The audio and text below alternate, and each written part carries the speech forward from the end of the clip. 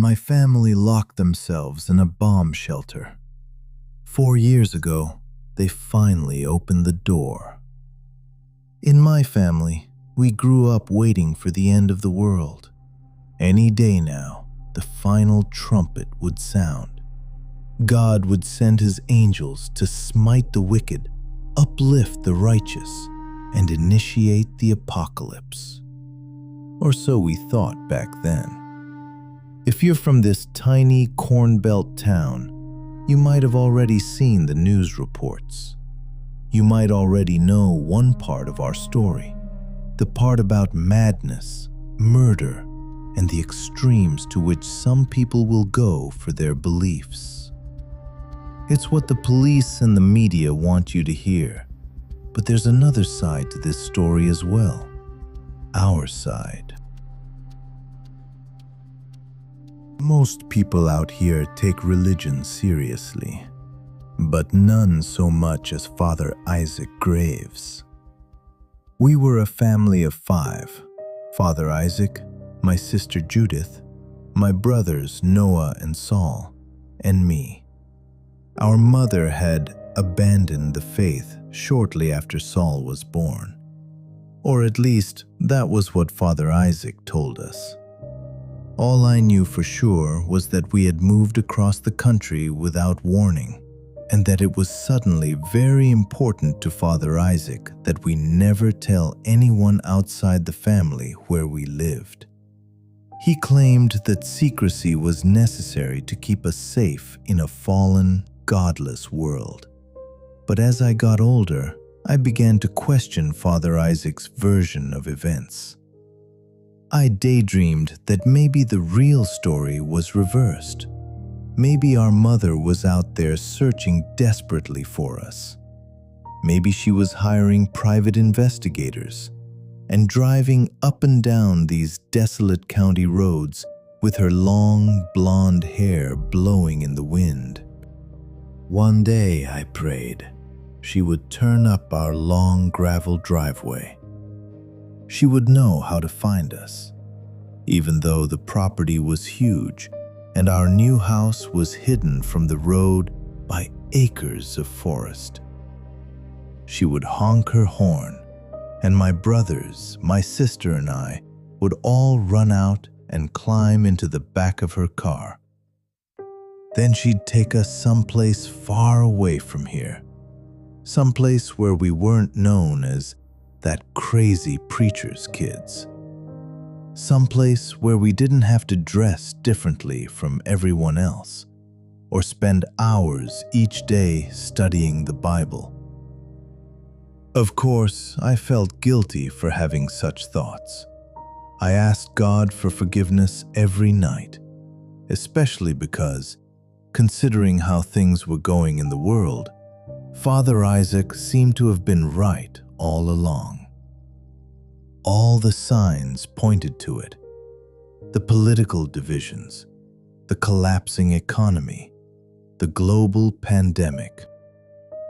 The year was 2020, and it really did feel like the end of the world was just around the corner. I was afraid, not only because I feared that my convictions might not be strong enough to save me, but also because Father Isaac had quit his day job as a construction manager. He immediately used his contacts to begin some sort of massive project at the back of our property, but he refused to allow us near it or tell us what it was. "All will be revealed in God's good time," he said with a small smile whenever anyone asked. Maybe it was just my lack of faith, but that wasn't good enough for me. Prices were sky high already, and nobody else in the family was old enough to work. How were we going to live? It was raining the night that Father Isaac woke us up and called us down to the kitchen. On the radio, a local announcer was saying that the pandemic had gotten so bad that a lockdown was going to be declared statewide. It was the moment Father Isaac had been waiting for. He told us to go upstairs and pack our backpacks with everything we held dear, because we might never be coming back. He told us not to worry, because he had made a shelter where we, the faithful, could ride out the coming storm. My heart was in my throat as I followed Father Isaac out into the rainy night. There was no light pollution this far from the city, and our flashlights revealed only more and more empty fields. Signs of construction were everywhere, but there wasn't a single structure to be seen. What had Father Isaac been building out here? Part of me wondered whether he had lost his mind at last. Father Isaac bent down and revealed a man-sized metal hatch hidden in the grass. He inserted an enormous key that hung from a lanyard around his neck, right beside his cross, and unlocked it. "We'll be safe here," he explained, "until God's fire has purged this world of sin." One by one, we climbed down the ladder underneath. It was too dark to see much, but the space at the bottom seemed about as large as our living room back home. Once we were all inside, Father Isaac climbed back up and sealed the hatch behind us. Then he switched on the lights.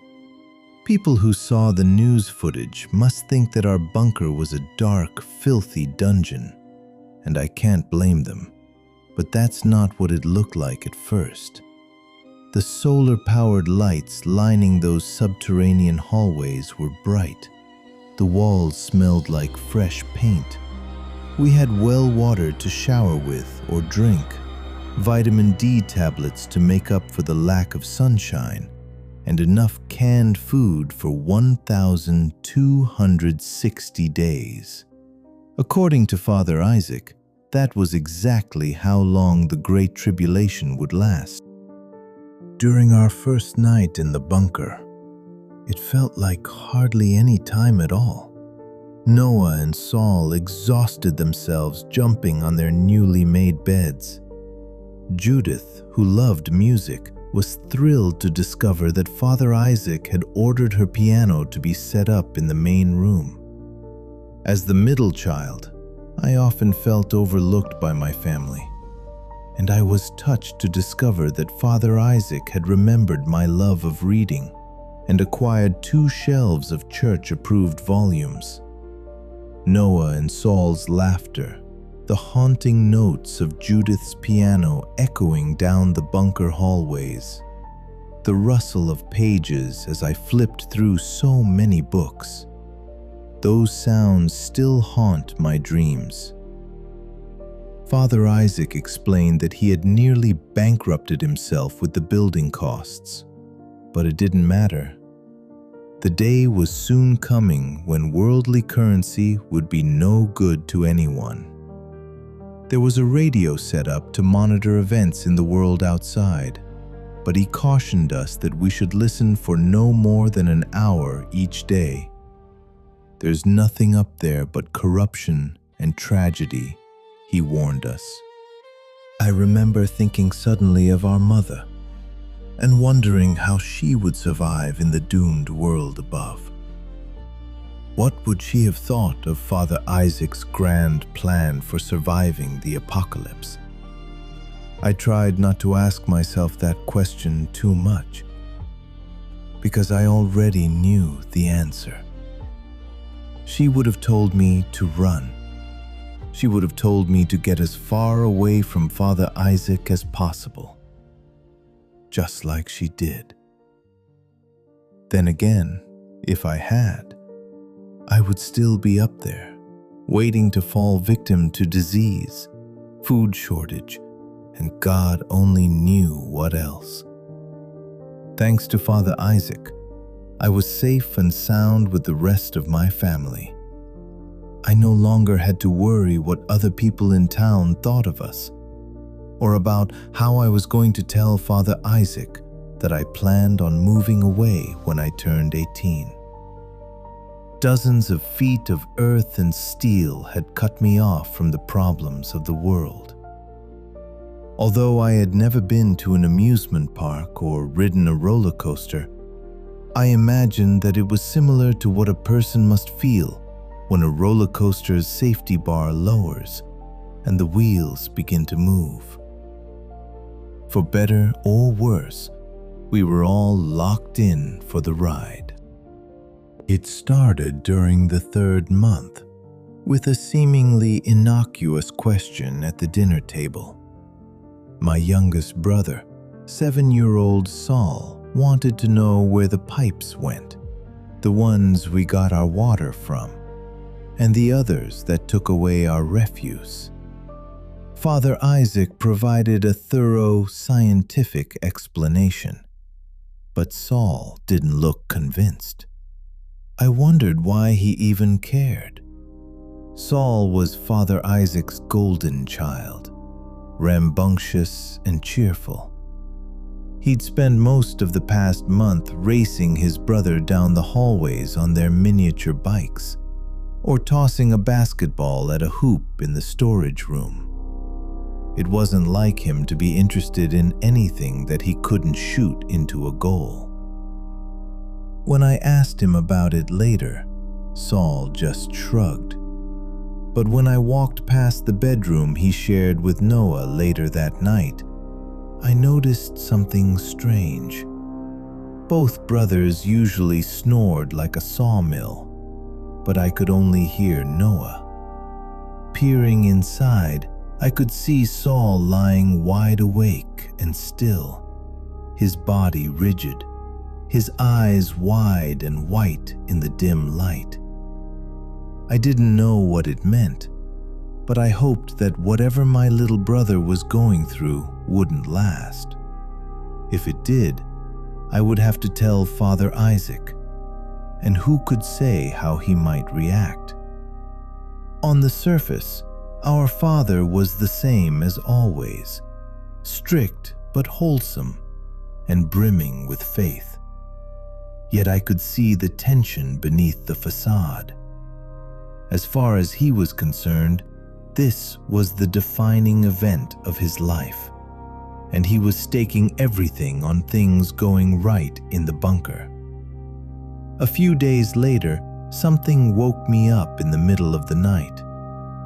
Since Father Isaac was convinced that virtuous people had nothing to hide, there were no doors in the bunker. I was used to hearing strange sounds and seeing the flicker of flashlights as my siblings went to the bathroom or to the kitchen for a drink of water. What I wasn't used to, however, was the whispering. I lay there in the lightless bedroom, imagining the dozens of feet of dirt above my head and asking myself whether what I was hearing might really be just wind in the pipes. Could that be why Saul had been so curious about them? Unsure, I climbed out of bed and made my way to the bathroom.